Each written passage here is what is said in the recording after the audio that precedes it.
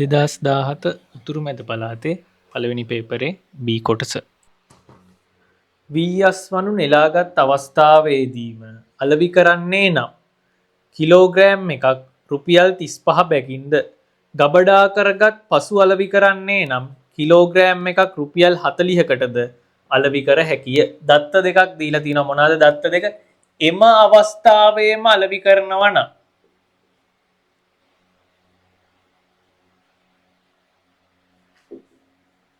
1 kilo එකක් රුපියල් 35යිලු. පසුව අලෙවි කරනවා නම් ගබඩා කර පසුව අලෙවි කරනවා නම් 1 කිලෝ එකක් රුපියල් 40යිලු. ගාණ කියනවා සෙනරත් මහතා අස්වැන්න ලෙස වී කිලෝග්‍රෑම් 5000කින් හරි අඩක් එම අවස්ථාවේදීම අලෙවි කරනු ලබයි නම් ඔහුට ලැබෙන ආදායම හොයන්න. සෙනරත් මහතා ගාව කිලෝග්‍රෑම් 5000ක් තියෙනවා. ඕකෙන් හරි අඩක්. එතකොට 5000න් හරි අඩක් කියන්නේ මොකක්ද? 5000න් හරි අඩක්. මෙහෙමනේ සිංහල. 5000න් හරි අඩක්. එතකොට මේක ගණිතයට හරවන්නේ කොහොමද? 5000 කිලෝග්‍රෑම් අල්නයන්නෙන් ගුණ කිරීම හරි අඩක් කියන්නේ මොකද්ද? 2කින් 1. එහෙනම් 5000 ගුණ කිරීම 2කින් 1 කොච්චරක්ද? 2500ක්. එතකොට සෙනරත් මහතා කිලෝග්‍රෑම් 2500ක් එම අවස්ථාවෙම විකුණනවා. එයා ගාව 5000ක් තිබිලා තියෙනවා. ඒකෙන් 2500ක් එම අවස්ථාවෙම විකුණනවා.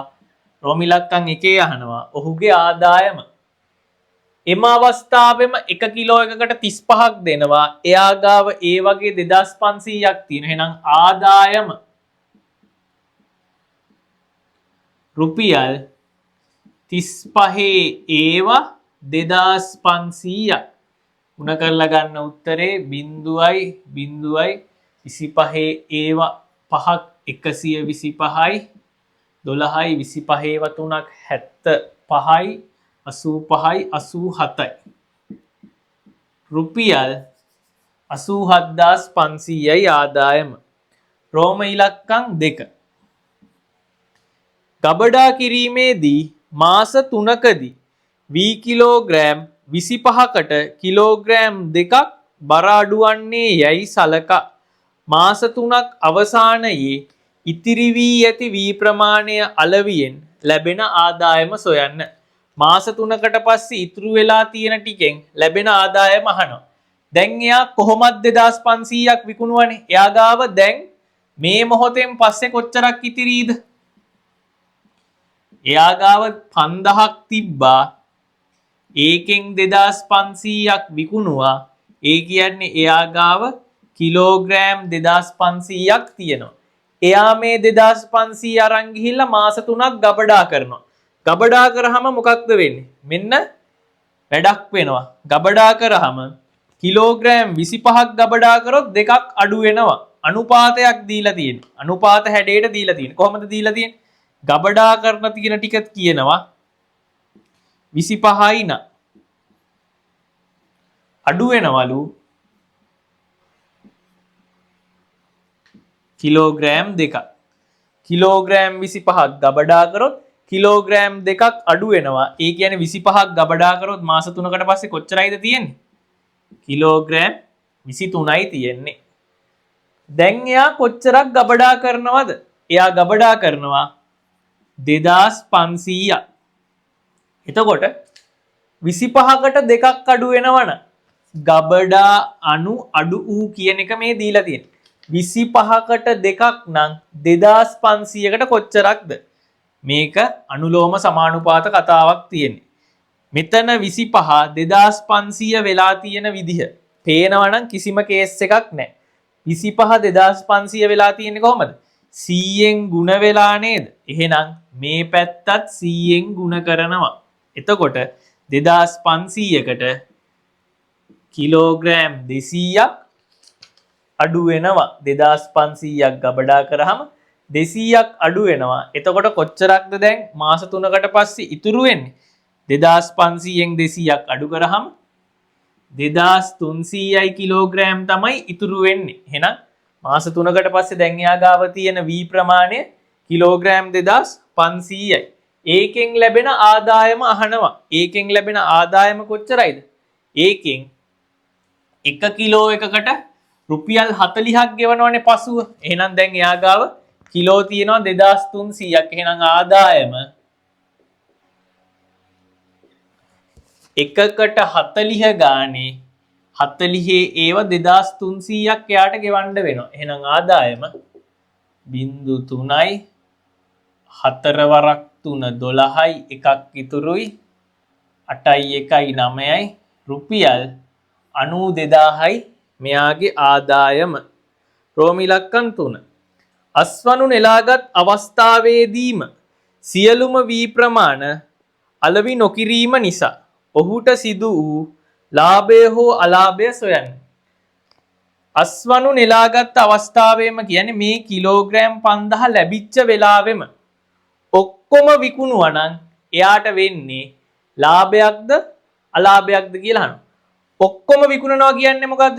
දැන් කොහොමත් 2500ක් විකුණලානේ තියෙන්නේ. 2500ක් විකුණලා තියෙන්නේ. එතකොට තව කොච්චරක් ඉතුරු වුණාද? තව ඉතුරු වුණා 2500ක්. ඔය 2500ත් එම මොහොතේදීම විකුණනවා කියන්නේ මෙතන 2500කට ලැබිච්ච ගාණ 87500. එහෙනම් මේ 2500ටත් ඒ මොහොතේම විකුණුවා නම් කීයක්ද ලැබෙන්නේ? 87500යි ලැබෙන්නේ. හරියටම කතාව තේරුම් ගන්න. එම මොහොතේම 2500ක් විකුණුවා. 87500ක් ලැබුණා. තව ඉතුරු වුණා 2500ක්. එම මොහොතේදී 2500ක් ඉතුරුයි. ඒකත් ඒ වෙලාවෙදිම විකුණුවා නම් කොච්චරද ප්‍රමාණය? 2500යි. එහෙනම් එකකට 35 ගානේ 2500කට ආයියාට තව 87500ක් එම මොහොතේදීම විකුණුවා නම් තව 87500ක් ලැබෙනවා. දැන් එයාට මොකද්ද උනේ? එයාට මේ ටික ගබඩා කරලා විකුණපු නිසා දැන් එයාට කොච්චරක් ලැබුණාද? එයාට දැන් ලැබුණා 92000ක්. එතකොට එයාට ලාභයක්ද පාඩුවක්ද වෙලා තියෙන්නේ? එයා මේ ටික එම මොහොතේදීම විකුණුවා නම් එයාට ලැබෙන්නේ කොච්චරක්ද? රුපියල් 87500යි. දැන් හැබැයි කීයක් ලැබිලා තියෙනවද? 92000ක්. එහෙනම් රෝමි ඉලක්කම් 3ේදී මොකද්ද කියන්න පුළුවන් අපිට? වැඩිපුර ලැබිලා නේද මේ කරපු විදියට? එහෙනම් ලාභයක් වෙන්නේ කොච්චරක්ද ලාභය? ලාභය එයාට දැන් 92000ක් ලැබුණා. එයා අර විදිහට විකුණුවා නම් 87500යි ලැබෙන්නේ. එතකොට 87500ට 92000ක් කොච්චර වැඩිපුර ලැබිලාද 87500ට වඩා? එහෙනම් අඩු කරලා බලන්න 500යි මෙතන 1යි 4යි රුපියල් 4500ක් වැඩිපුර ලැබිලා.